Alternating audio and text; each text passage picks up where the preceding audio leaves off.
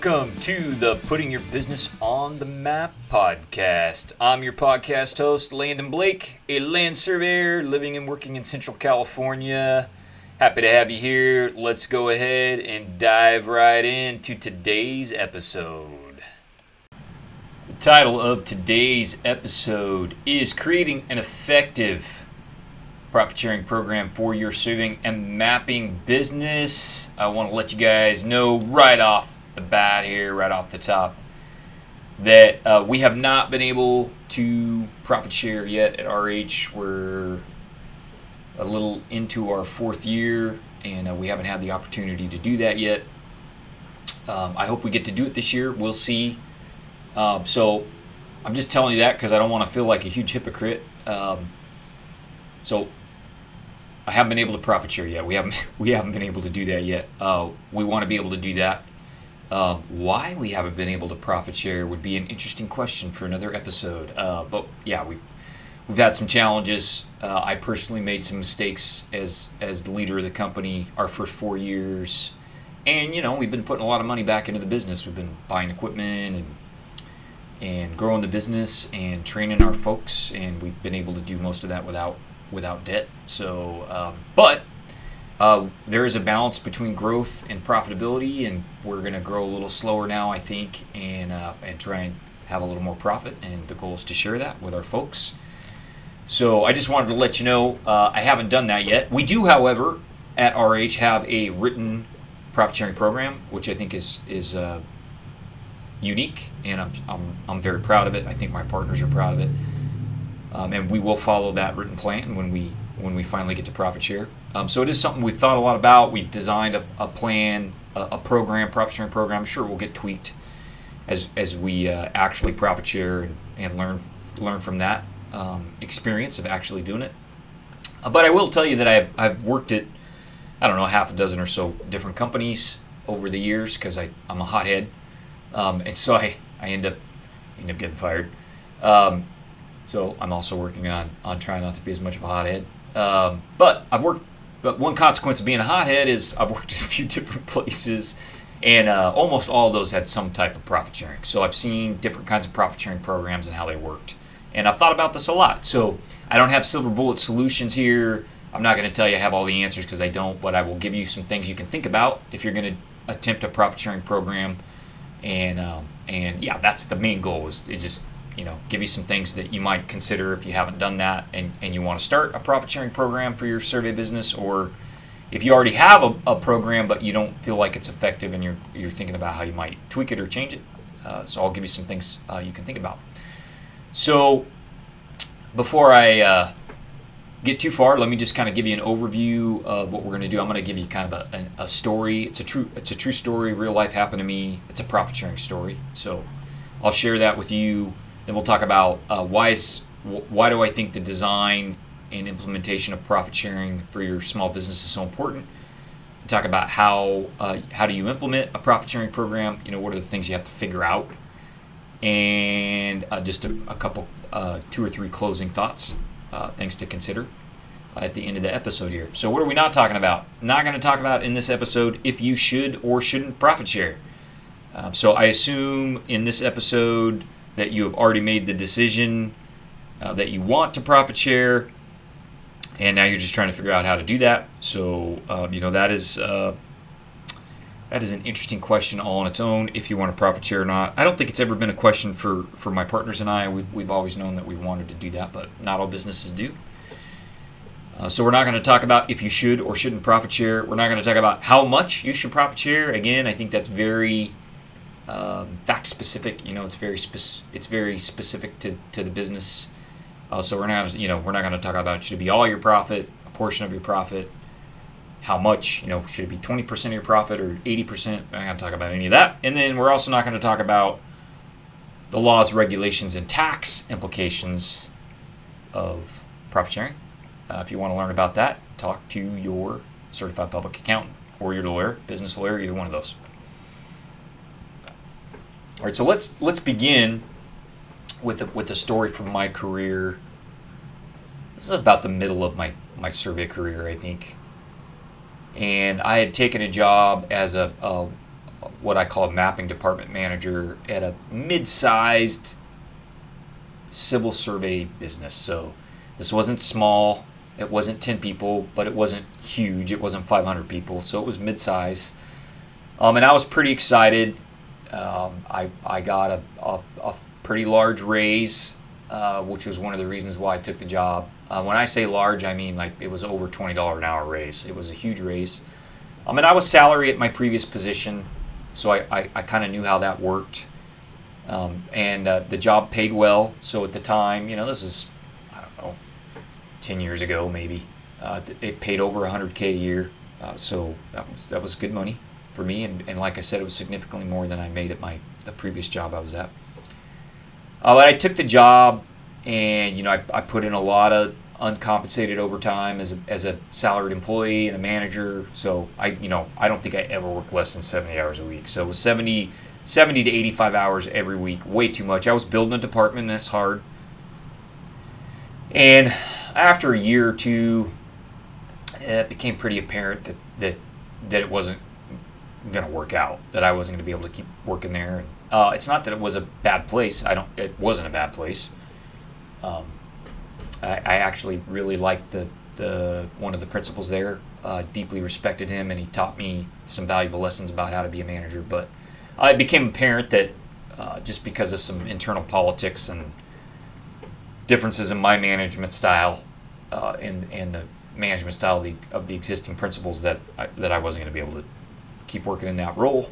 And I was disappointed about that, but that at some point it becomes obvious, I think. And so I knew the job would end.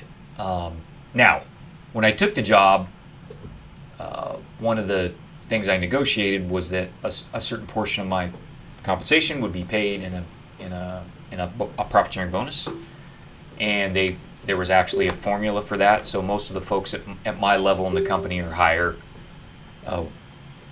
that's how they got a big chunk of their compensation, which was not unusual. And there was a formula, so we had a couple metrics. I think two metrics we had to meet, and then based on those metrics and kind of the gross revenue, that determined our bonus. So there was a formula with some math, and that was paid out at the end of the year.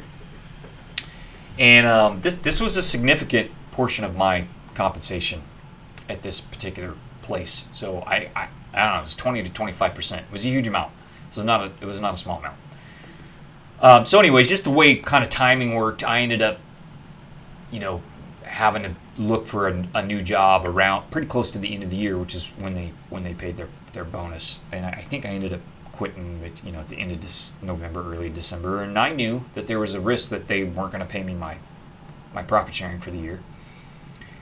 And so one of the principals at the time, after I gave my notice and we talked about a transition, one of the principals, and at the time, he came to me and he said, we're not going to pay you your bonus if you're leaving. They were upset that I was leaving, and I told them, I said, I knew that I was taking a risk there that you might not pay me for the bonus. I said, but I want to let you know that was a significant portion of my compensation. You agreed to do it. I met the metrics. I'm not asking you to pay me for the last 4 weeks of the year that I wasn't here. But I feel like I'm owed that money for the other 10 and a half or 11 months that fell into this bonus period. But I said, I'm not going to fight you about it. I'm not going to take you to court. I'm not going to sue you. I'm not going to scream and yell or argue. Like, if you don't want to pay it, I understand. That's a risk I took. And the other thing I told him, if I remember correctly, it's been a while, but I told him, I said, I worked a ton of overtime. I basically did the job of two people here the last year. And I said, that bonus that we're talking about is a fraction of the overtime that you would have paid me as an hourly employee. And they didn't pay me the bonus. Now, what ended up happening a few days later is one of the other principals, who was a little older and a little wiser and a little more mature, I think, came to me and said, hey, we talked about it, and we owe you that money, and we're gonna pay it. And I said, thank you. I really, I appreciate that. It means a lot to me. And they did. They paid it. They ended up paying it. And I'll tell you, this is just a little footnote. Um, about a year later, uh, I went back to that principal who I deeply respected and told him, you know, if you have a position here, a technical position as an hourly employee, not salaried, I said I would consider taking it. I would work for you again because you were a good boss. I just don't want to be salaried and work 85 hours a week. And we went out and had lunch, and he had that conversation with me. I never ended up going back to work for him, but I would have. And part of the reason I would have done that is because they did the honorable thing there, right? And they didn't have to. If they didn't want to pay me that money, I don't know that there was a whole lot that I could have done to get it back. I wasn't going to get lawyered up. It wasn't worth it to me. But that story, that's a true story, illustrates the problems that can be caused by a profit sharing program. And it's not just land surveyors. So a lot of other consulting professions, architects, engineers, lawyers, have this kind of arrangement. It's a big part of managers' compensation, and so it can really cause drama and problems if it's not done well. And so that's why you really need to think about it. So why is this important? Why is an effective profit sharing program important? That's why I put effective in the title. If it's done well, an effective profit sharing program can be a big competitive advantage for your business. If it's done poorly, a profit sharing program can cause major problems in an organization. And in fact, I'm going to try not to say this more than once. I think a poorly designed profit sharing program is worse than none at all. You're better off just not having one than having a poorly designed one. And we'll talk about some of the reasons why. Now, if it's done well, I think there's some benefits. So each team member will feel a little more control over their own success and their own compensation, I think, if they participate in the program. Each team member will feel like they've contributed to the success and financial health of the company or organization, which I think is really important. It will teach team members about and bring attention to factors that impact the profitability of the business, which I think is an absolutely great thing. I think everybody in your organization should think about that if you're a private business. It can help educate team members about some of the trade-offs that you make between costs and profit, and between short-term gains in profit and long-term gains. Oftentimes you're making investments up front to reap larger profits down the road. Your people are going to see that, and it will help them. It will help you retain high-performing team members, because high-performing team members, in my experience, tend to gravitate to organizations where they're going to be rewarded for effort and merit. I also think it gives everybody that participates in the program some skin in the game, which is great. One of the things we I don't know if we want to say we struggle with it, but one of the challenges we face as business owners, my partners and I, is trying to make sure our folks stay engaged and care about what's going on in the business and with the company. And so I think a profit sharing program can help you do that. Now, if it's done poorly, a profit sharing program can create uncertainty and a sense of unfairness among team members. It can have a negative impact on compensation for your key people, which is a really bad thing. It can have, and this is the most important of all, it can have a huge negative impact on your company culture. So I don't think there is a more powerful lever that you can use to totally ruin your company culture than a poorly designed profit sharing program. And I talk about that a little bit in one of the podcast extras, PYB OTM extras we do on. It's entitled the Problem with Green Books. So if you support us on Patreon, you have access to that. I encourage you to go listen to it. But yeah, it can be a huge destructive force on your company culture. I think a poorly designed profit sharing program can lead to dishonesty, selfishness, disunity, backbiting, backstabbing, just all kinds of really bad behavior. I think if it's not done well, it can also result in widespread and chronic short-term thinking, which is already a big problem we face as human beings and business people. And I think a poorly designed profit-sharing program makes that problem even worse. So it's going to lead to more short-term thinking instead of more long-term thinking. And I think that's not good. And as I mentioned before, I was going to try not to say this twice, and here I am saying it. I think you're better off not having a profit sharing program at all than you are having a bad profit sharing program. I think a poorly designed profit sharing program is a really dangerous thing. So I'm not telling you not to do it. I think you should do it, but think about it carefully, roll it out carefully, be ready to make changes. All right, so that brings us to kind of point number 2, or section number 2 of the episode, which is how do you design and implement an effective profit sharing program. Now you got to take this with a grain of salt, remember, because we haven't really road tested our program here at RH yet. But I'm going to give you some things to think about based on my experience at some other organizations. So I think you got to figure out 3 things when you sit down to design and implement your profit sharing program. You got to think about, number 1, who gets to participate. Number 2, how do you calculate the bonus amount or the profit sharing amount? And 3, when do you do the actual payout? So those are the 3 things.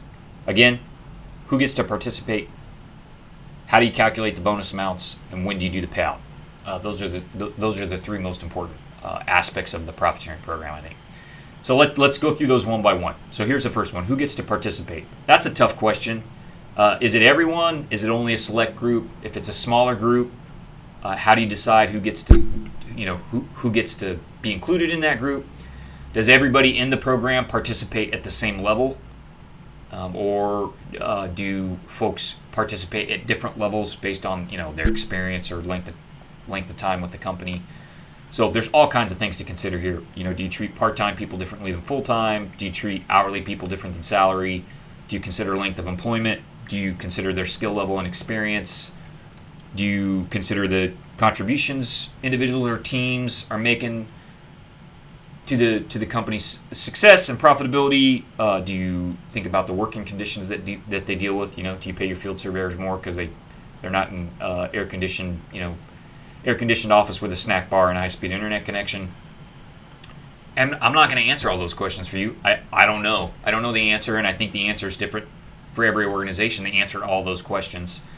I'll give you some kind of rules of thumb. Like, yeah, I think full-time people should probably participate at a higher level than part-time. I think salaried people should probably participate at a higher level than hourly because they're generally putting in more hours, and they're not being paid for those.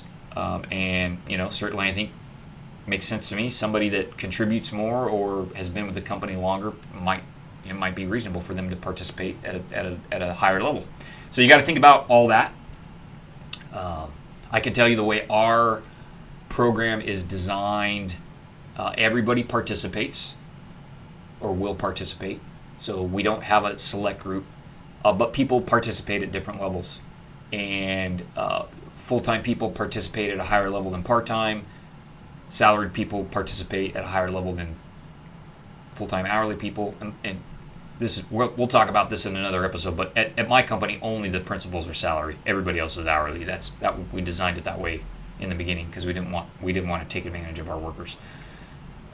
We consider the contributions of individuals and whether or not they work in the field in 110-degree heat and freezing cold rain. Yeah, we think about that. So that we try and incorporate all of those things into the level of participation. But everybody at my company participates, even our cleaning lady, who only works a few hours a week. Okay, so the second aspect of your profit sharing program that we're going to talk about is how do you calculate bonus amounts. So once you've decided who gets to participate, the next thing you have to decide is how do you determine the amount of money they're going to get. It sounds simple, but it's not. It's not simple. There's a lot of things you may not have thought about. So the very first problem you have when you go to calculate bonus amounts is how do you determine what's a profit? If you're splitting up a portion of the profit, what's profit? And are you going to share a percentage of that, or is it a fixed amount? And the principals get whatever's left over. So for example, do you share 50% of the profit at the end of the profit sharing period, or do you share $100,000, or do you share 40% to a $100,000 cap? I mean, you can do it several different ways, right? So you got to determine what is a profit and how much of the profit are you going to share with your workers. You should consider how do you handle perks. I don't know if you're a principal and you're driving a company truck that the company pays for, or you have other perks. Sometimes if you're an owner, depending on the corporate structure, you get some tax benefits. So you might want to consider some of those perks when you calculate, how much profit is going in the profit sharing pool and how much of that people are entitled to. The other thing that's really important, if you think about how you determine a profit, you take revenue minus some costs there, right, or expenses, and you got to decide, over what period do you do that and how do you get those to line up, and that can be tricky. So, for example, if your cash flow is really lumpy or you have big costs at a certain time of the year, that's going to affect your cash flow, and so you got to think about, just as an example, if let's say you do quarterly profit sharing, and in one quarter you have a big capital expense like a couple new work trucks or a big expensive piece of survey equipment, that's going to really hammer your profit sharing for that quarter. And so you may decide that you're going to take that cost and split it up over two quarters, two adjacent quarters. So that you got to think about how you're going to align expenses with revenue, and that could be tricky.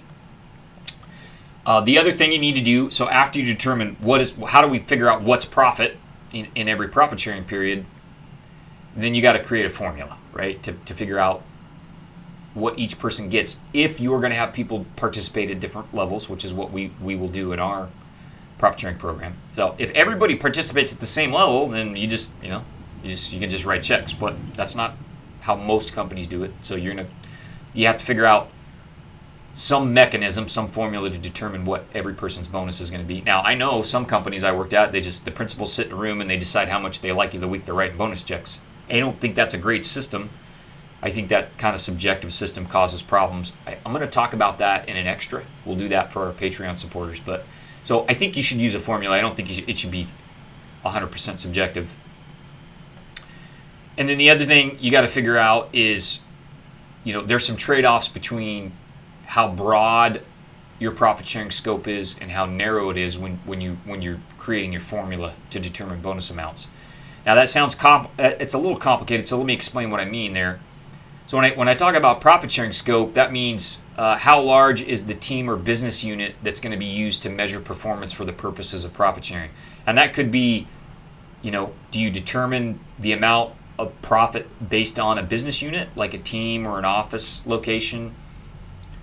Or do you put all of the company's profit in a single profit sharing bucket, but then teams or business units are evaluated independently on metrics? And then when I say scope, it's like how big are the teams or the business units? And there's a trade-off there, right? If your business unit or your team is too big, people are going to feel like they don't have the ability to really make a difference or move the needle.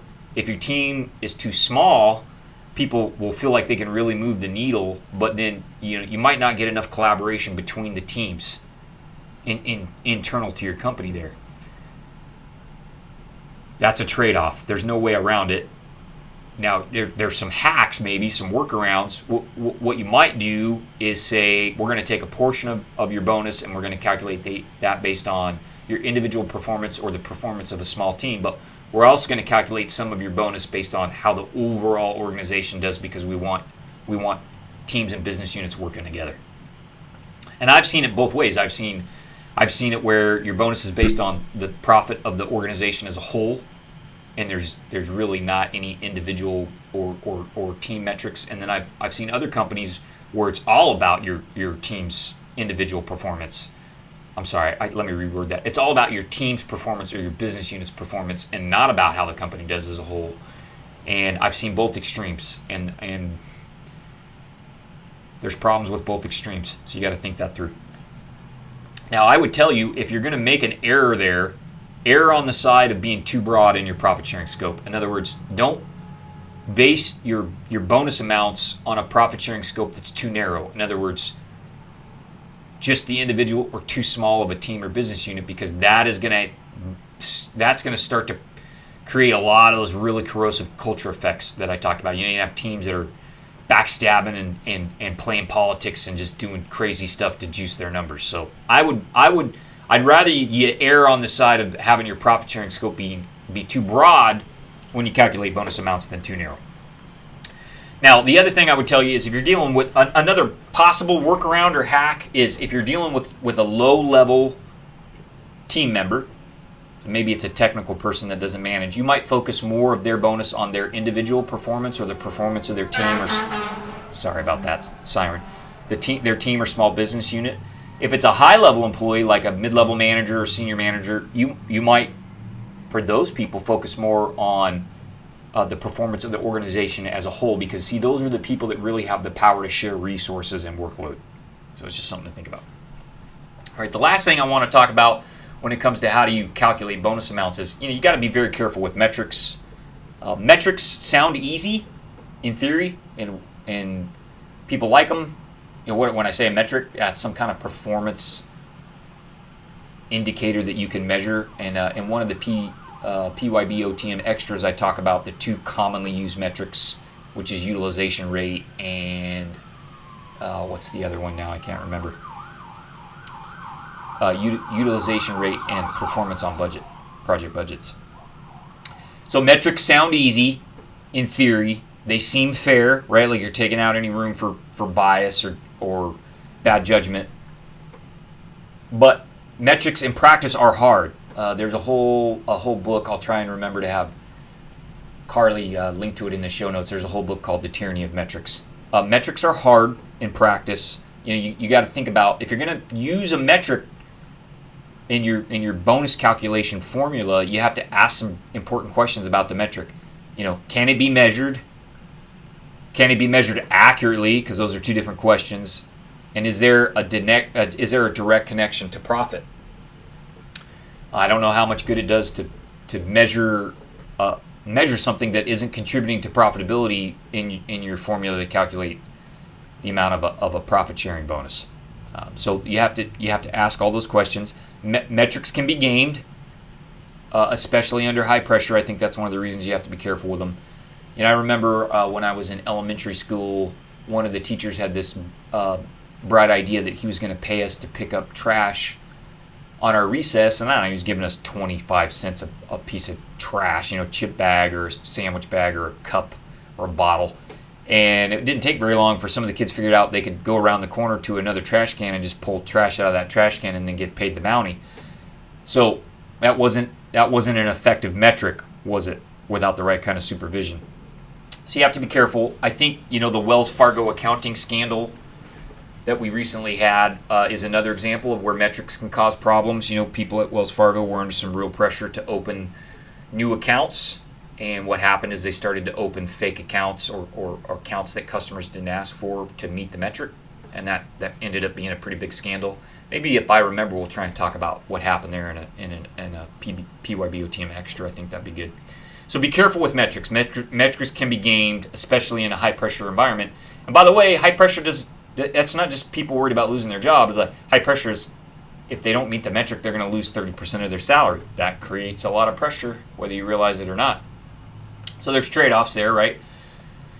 The other thing to think about when you're working on your formula to calculate bonus amounts is how many metrics do you use in the formula? In other words, how many variables? Is it, I think there's trade-offs there too. So more metrics, several metrics is probably going to be more balanced and be a little more resilient to gaming, a little more resistant to gaming, but more metrics are going to be harder for people to understand, and it's going to make it more difficult for people to feel like they can control the actual values that are being used to measure their performance.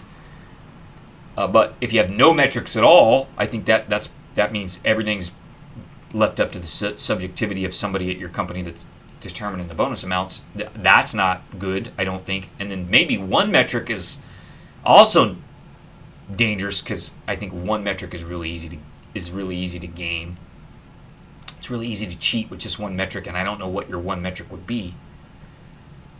So there's a balance there, right? Maybe 8 or 10 or 12 metrics is too many, but 1 is too few. 0 or 1 is too few. Maybe it's something in the middle. I don't know. You probably have to experiment with that. So some things you might try. These are just some suggestions. You could use your metrics as a guide. Maybe the metrics determine a preliminary bonus amount, but then you use some other evidence and some good judgment, maybe feedback from coworkers or supervisors to adjust that number up or down. Now, if you're going to do that, if you're going to leave that room for that kind of judgment or discretion, you have to have trustworthy leaders, right? Or the bonus isn't going to motivate people. People have to know that there's some structure, I think, to the bonus. Otherwise, they're just going to be, kissing up to the boss, and their actual contribution isn't going to work, and that's probably not what you want, right? You want people to be rewarded based on real effort and merit. All right, the last thing you want to think about, the last aspect of your bonus, your profit sharing program, is when do you pay out? When do you share? And so I'm going to give you a totally unfounded opinion that's totally unfounded on evidence other than some anecdotal evidence. I think annual bonuses stink. Don't do them. It's way too long of a time period. It makes it hard to measure actual performance, I think. It's hard to do that over a year. It makes it hard to aggregate measurements. It creates high stakes. Remember the story I told you in the beginning, my story? If you're waiting a whole year, there's a lot of money tied up in that bucket probably, so it raises the pressure and leads to the gaming that I talked about, or it can be. I also think annual bonuses favor the employer. It's just too long of a period. When people worry about, whether they tell you or not, they're going to worry about what's going to happen if they want to make a job change at the end of the year, or if they get fired. If they work for you 9 or 10 months and they get fired or they quit, they're going to lose a lot of money. And so you can see this in larger civil survey engineering firms. There's typically an exodus in January. That's when people switch jobs, quit, and go to other organizations because they're waiting for their annual bonus. I know it happens with lawyers and other professionals. So, you can avoid that problem if you just don't do an annual bonus. So what are some factors you might want to consider when you're figuring out how often do you pay out? What's the frequency, and when do you do it? I think there's two things. So one is timing. When during the year do you pay out? And frequency, how often? Now, I would tell you almost every company I've worked for has paid out the bonus at the end of the year. I think companies like to do that because people do Christmas shopping, which I think is a really silly reason. Now, I don't celebrate Christmas, so I'm a little bit biased there, but I will tell you, for most small businesses, and certainly for small survey companies, and mine included, December is the worst time of year to pay a bonus. And it's the worst time of year to pay a bonus because typically January and February are your hardest months on cash flow. And that's typically because people aren't in the office in December to process invoices and paychecks. And usually where I live in the Northern Hemisphere, in my part of the United States, January and February are the worst weather months. So they're wet and cold, and that means you don't get a lot of field work done. So the problem with a bonus paid out at the end of December is you go profit share a bunch of cash flow cushion. And so I think it's the worst time of year to do an annual bonus. I would tell you, if you're a survey company, you should probably do your annual bonus in early spring or maybe midsummer, so that you have some time to rebuild that cash flow cushion before your hard winter months. So think about patterns in your cash flow or revenue, annual patterns that might be important when you figure out when in the year when you're gonna pay out, especially if you're doing an annual bonus. And then when it comes to frequency, I think shorter profit sharing periods, more frequent payouts are better. I think they reduces the stakes by regularly resetting the game board. Every month or 2 or 3 months, you're getting a reset. People get to reset the scoreboard and start fresh. So I think that's a positive thing. I think it makes it easier for you as the management team to tweak or change the bonus, adjust the bonus program based on what's going on in the economy. So it's just, for example, if you're going to have a hard quarter, you might come to your team and say, hey guys, you know what? We're going to put the profit sharing program on hold for this quarter, or we just want to let you know, hey, we're not going to have as much to profit share this quarter because of what's going on in the economy. So, and you can do that for just, a month, if it's a monthly payout, or a couple months, and you don't have to make those adjustments for a whole year, which is a long time. I think more frequent payouts are also more fair to the employees. You're not going to see the January exodus to other companies like we talked about, because people know they can wait a month or a couple months or a quarter and get their bonus. So I think it's more fair to the employees that the employer isn't holding that money for that whole period of time, that portion of their compensation. And then the other thing too is if you're just getting started and you're making adjustments to your profit sharing program, or you're running some experiments, you can do that more rapidly, right? If you have a more frequent payout. We're going to try and use a quarterly payout at RH. We'll see how that works. I don't want to do yearly. I think it's too long. But I don't think we're ready to do monthly yet. So we'll try quarterly and see how that works. Okay, so I wanted to just wrap up with some, just a couple closing considerations, some things for you guys to think about potentially. So I think you should consider using shares in a profit sharing pool. And the reason why is, at most survey companies, the amount of profit you have is going to vary by a fairly significant amount. That's just the nature of the business. So I don't know, it could vary by 20% or 30% or even 50%. And I think the problem with not doing shares in a profit sharing pool is if a team member gets a $5,000 bonus one year and a $1,500 bonus the other year, and you don't provide some context there, they're gonna feel, there's going to be some frustration there and maybe some misunderstanding. They're going to think they got a $1,500 bonus because you're not happy with them, or they didn't perform well. And the reality is they did just as good as the year before or better, and it's just the profit was smaller. So I think you should use shares in a profit sharing pool. I'm going to do a PYB OTM extra where we jump in Excel, and I can show you just how to set up a simple profit sharing pool in Excel, just so you can kind of see how it works. The other thing, I think this is really important. I just want to leave you with this to consider. Be transparent with your profit sharing program. Show your people the math. Play by your own rules. A couple of places I worked, it was really a dice roll. You had no idea what your bonus was going to be.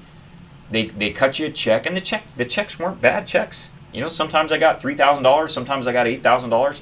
The problem was they cut those checks without providing any real context or explanation on how the company was doing financially, or how your team was doing. And so I just think that defeats a lot of the purpose, So I think you should be transparent, show your people the math, play by your own rules. If you haven't yet, listen to our episode on building a painfully transparent surveying business, and I think that'll help you. And then, play by your rules, but leave yourself a little bit of room to make adjustments and show some discretion and do some experimentation. I think that's important too. You can do both.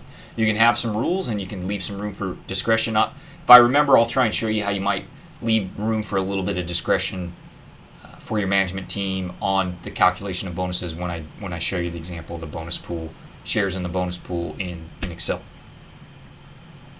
So that was a lot. There's a lot more to talk about here. I hope I gave you some things to think about that are helpful. As I mentioned in the beginning, just to kind of close the loop, this is really important. You do not want a badly designed or implemented profit sharing program. It can be super dangerous and corrosive.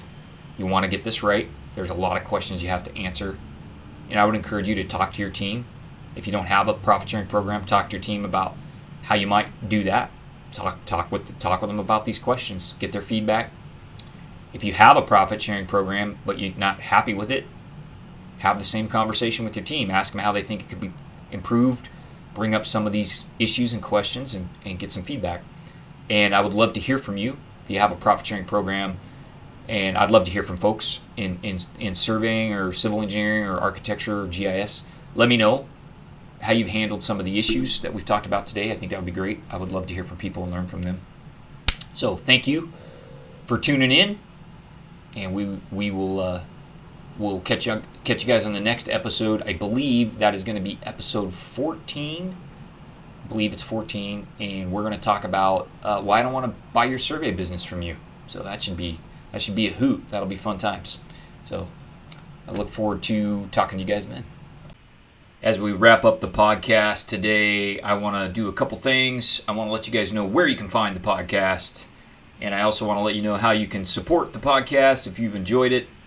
So let's start with that first thing. Where can you find the podcast? The podcast lives on the web at landonblake.com/PYBOTM. So if you go to my website, landonblake.com, up at the top, you'll find a menu. Go to Learn. It's the second link in the Learn menu. That'll take you right to the podcast. We have got links to download all the episodes there in MP3 format, and we also have the show notes.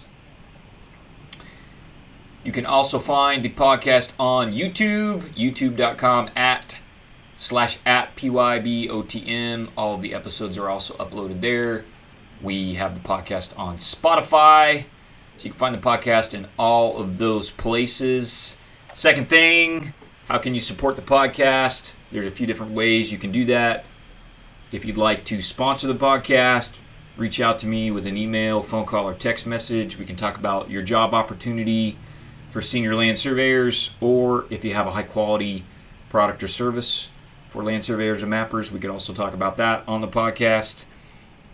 You can also subscribe to the podcast on YouTube or Spotify. Tell a friend about the podcast. Share one of your favorite episodes on social media for us. And then finally, if you'd like to make a real difference, you can go to the On Point Workshops page at Patreon. We've got a tier there, membership tier for $20 a month. You can join and support the podcast, and you get extras. We call them PYBOTM extras there. So we try and do one or two extras from each episode, video and audio, as just a little thank you to the folks that support us for $20 a month. So if you got the price of a medium pizza in your budget and you want to support the podcast, the best way to do that is on Patreon. That will help me pay for Carly. Carly is the virtual assistant and digital marketing extraordinaire that helps me with all of the unseen back-end work on the podcast. So editing, maintaining the web page, doing the show notes, that kind of stuff. Carly's great. I'd like to keep her around. One way you can help me do that is by becoming a subscriber or a member on Patreon.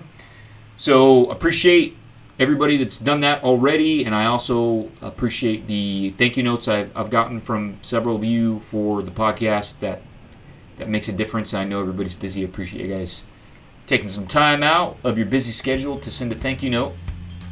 So please support the podcast, and we will catch you guys on the next episode. Thanks.